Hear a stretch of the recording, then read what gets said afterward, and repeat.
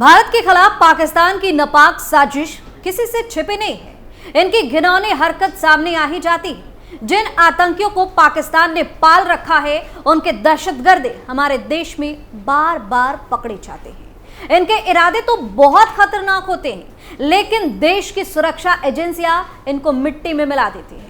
15 अगस्त से पहले किसी बड़ी आतंकी घटना को अंजाम देने की कोशिश हो रही थी, लेकिन समय रहते इसका खुलासा हो गया और दिल्ली पुलिस की स्पेशल सेल को बड़ी कामयाबी हाथ लग गई। नमस्कार, आप देख रहे हैं कैपिटल टीवी उत्तर प्रदेश और मैं हूं आपके साथ दिव्या सिंह। इस खास प्रोग्राम पर्दाफाश में आपका स्वागत है। पर्दाफाश में बात होगी आईएसआईएस के गिरफ्तार आतंकी रिजवान अली की। 15 अगस्त से पहले दिल्ली पुलिस को बड़ी कामयाबी, रिजवान अली को स्पेशल सेल ने किया गिरफ्तार। आतंकी पर घोषित था 3 लाख रुपए का इनाम।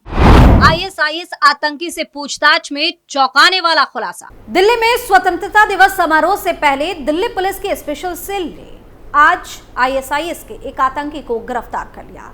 उसकी पहचान रिजवान अली के रूप में हुई है। रिजवान दिल्ली के दरियागंज का रहने वाला है।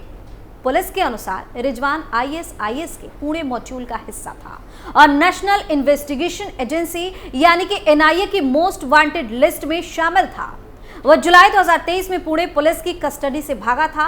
वहीं एनआईए ने रिजवान पर 3 लाख रुपए का इनाम भी घोषित कर रखा था। मीडिया रिपोर्ट के मुताबिक रिजवान को आज सुबह दिल्ली फरीदाबाद बॉर्डर से हथियारों और गोला बारूद के साथ पकड़ा गया है। स्वतंत्रता दिवस से पहले राजधानी में उसकी मौजूदगी की जांच की जा रही है। उसके खिलाफ यूपीए के तहत केस दर्ज किया गया है। एनआईए ने आतंकी मामलों में फरार वांटेड के साथ रिजवान अली की तस्वीर भी जारी की थी। इनमें कुल 4 आतंकी थे। इनमें से मोहम्मद शाहरवाज को पिछले साल सितंबर में गिरफ्तार किया गया था। अब्दुल्ला फयाज उर्फ डायपर वाला अभी फरार है। वहीं तलहा लियाकत को लेकर अभी जानकारी सामने नहीं आई है। रिजवान के नेटवर्क को खत्म करने के लिए दिल्ली पुलिस की छापेमारी जारी है। दिल्ली में 15 अगस्त को स्वतंत्रता दिवस के कार्यक्रम से पहले रिजवान की गिरफ्तारी बेहद अहम मानी जा रही है। जानकारी के मुताबिक दिल्ली के कुछ वीआईपी इलाकों की रिजवान ने रेकी की थी। शक ये है कि वह 15 अगस्त से पहले किसी बड़ी आतंकी घटना को अंजाम देने की फिराक में था। इससे पहले उसे स्पेशल सेल ने गिरफ्तार कर लिया।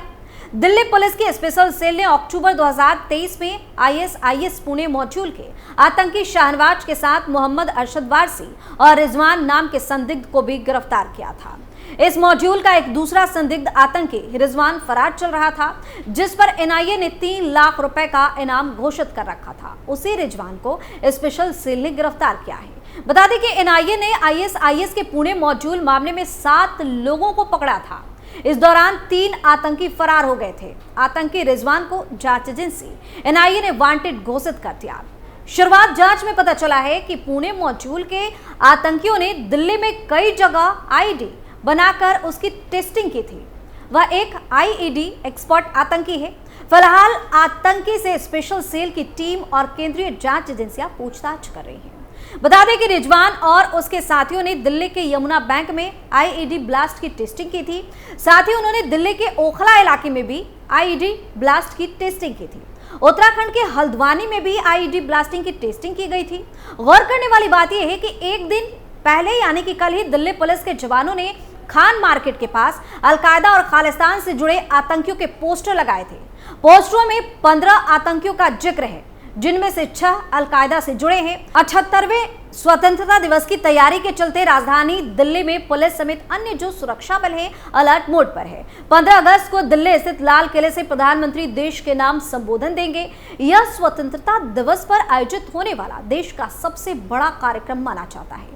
ऐसे में सुरक्षा बल राजधानी के चप्पे चप्पे पर कड़ी निगरानी रखे हुए हैं। सुरक्षा में जुटी पुलिस ने कहा कि स्वतंत्रता दिवस के चलते सुरक्षा के इंतजाम किए जा रहे हैं। ऐसे में आम लोगों को जागरूक करने के लिए आतंकियों के पोस्टर लगाए जा रहे हैं। दिल्ली पुलिस के कमिश्नर संजय अरोड़ा ने बांग्लादेश में चल रहे राजनीतिक संकट के चलते पुलिस अधिकारियों को अलर्ट रहने के निर्देश दिए हैं। उन्होंने 7 अगस्त को बैठक में पुलिस अधिकारियों से दिल्ली एनसीआर में रह रहे किसी तरह के अपराध में शामिल बांग्लादेशी नागरिकों की पहचान करने के भी तैयारी कर रखी थी और कहा था ताकि 15 अगस्त को स्वतंत्रता दिवस कार्यक्रम शांतिपूर्ण तरीके से मनाया जा सके।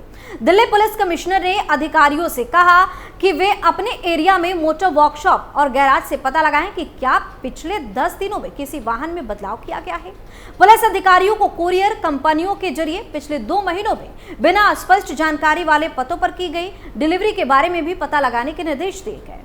दिल्ली पुलिस कमिश्नर संजय अरोड़ा ने स्वतंत्रता दिवस समारोह के मद्देनजर कई राज्यों के पुलिस अधिकारियों के साथ दिल्ली पुलिस मुख्यालय में एक अंतर्राज्यीय समन्वय बैठक भी की। गौर करने वाली बात यह है कि पिछले साल यानी 2 अक्टूबर 2023 को एक ऐसी खबर सामने आई जिसने सबके होश उड़ा दिए थे और पाकिस्तान की तरफ से की गई खतरनाक साजिश का खुलासा भी हुआ था।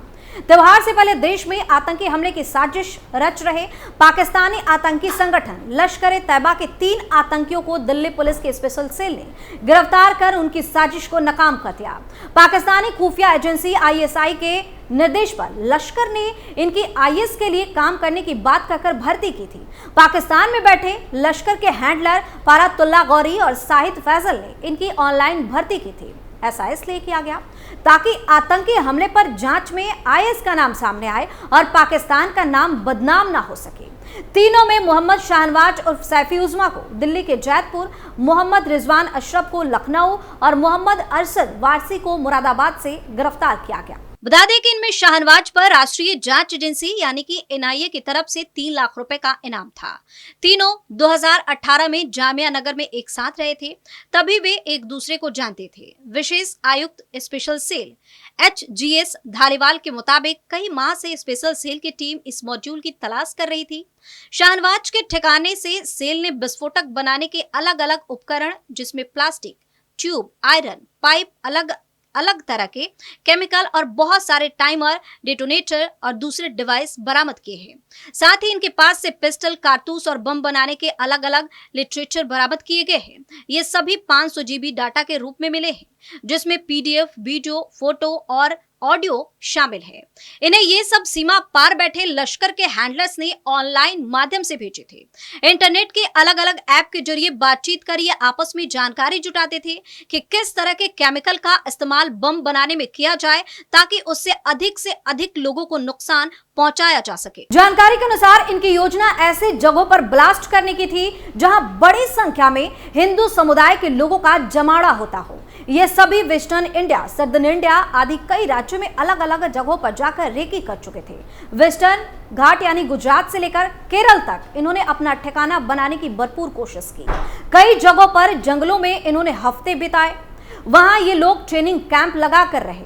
अहमदाबाद में भी कई जगहों पर रेकी की। जंगलों में कई जगह इन्होंने बम ब्लास्ट कर उसकी तीव्रता जांचने की भी कोशिश की। मोहम्मद शाहनवाज मूल रूप से झारखंड के हजारीबाग का रहने वाला है। इनका एक साथी मोहम्मद रिजवान फरार था। उनकी तलाश एनआईए, पुणे पुलिस और स्पेशल सेल कर रही थी, जिसको आज गिरफ्तार कर लिया गया। वहीं मोहम्मद शाहनवाज ने विश्वेश्वरैया इंस्टीट्यूट बेंगलुरु से माइनिंग में बीटेक किया हुआ है। इसकी पत्नी इस्लाम में कन्वर्टेड है और उसका पहला नाम बसंती पटेल था। शादी के बाद इसकी पत्नी ने अपना नाम मरियम रख लिया। अरशद वारसी भी बीटेक किया हुआ है, बाद में उसने पीएचडी भी की। मोहम्मद रिजवान मौलाना है और कंप्यूटर साइंस में बीटेक किया हुआ है। स्पेशल सेल का कहना है कि कई वीआईपी भी इसके निशाने पर थे। सेल का कहना है कि उन्हें कुछ साक्ष्य मिले हैं जिससे पता चला है कि इन्हें पाकिस्तान से फंडिंग की गई है। इसके मनी ट्रेल का पता लगाया जा रहा है। पुलिस अधिकारी ने बताया कि 18 जुलाई को शाहनवाज पुणे से कार चोरी करके भाग रहा था। उसमें इमरान और यूसुफ को पुणे पुलिस ने पकड़ा। इमरान और यूसुफ पर 5 लाख का इनाम घोषित था। दोनों 2017 में हुए चित्तौड़गढ़ ब्लास्ट में शामिल रहे। दोनों से पूछताछ के बाद शाहनवाज के बारे में जानकारी मिली। शाहनवाज पुणे पुलिस से फरार होने के बाद दिल्ली में छिपा हुआ था। माइनिंग इंजीनियर की पढ़ाई के दौरान उसे ब्लास्ट करने के बारे में बताया गया। शाहनवाज काफी पढ़ा लिखा है, उसे इंटरनेट के बारे में भी बहुत ज्यादा जानकारी है। शाहनवाज ने हिंदू लड़की को इस्लाम धर्म के बारे में ब्रेन वॉश किया था, इससे वो प्रभावित हो गई। उसे कई किताबें आदि पढ़वाई। जिससे उसने इस्लाम धर्म अपना लिया और उससे शादी भी कर ली। पुलिस अधिकारियों का कहना है कि उसकी पत्नी और बहन भी कट्टरपंथी है और वह शाहनवाज का साथ इन सब काम में दे रही थी। तो देश को दहलाने की साजिश एक बार फिर से नाकाम हो गई है और पाकिस्तान की घिनौनी हरकत से पर्दा उठ गया है। वहीं गिरफ्तार आतंकियों से पूछताछ में कई चौंकाने वाले खुलासे हो रहे हैं, जिससे सुनकर अधिकारी भी हैरान हो जा रहे हैं। पर्दाफाश में फिलहाल के लिए इतना ही। देखते रहिए कैपिटल टीवी उत्तर प्रदेश। नमस्कार।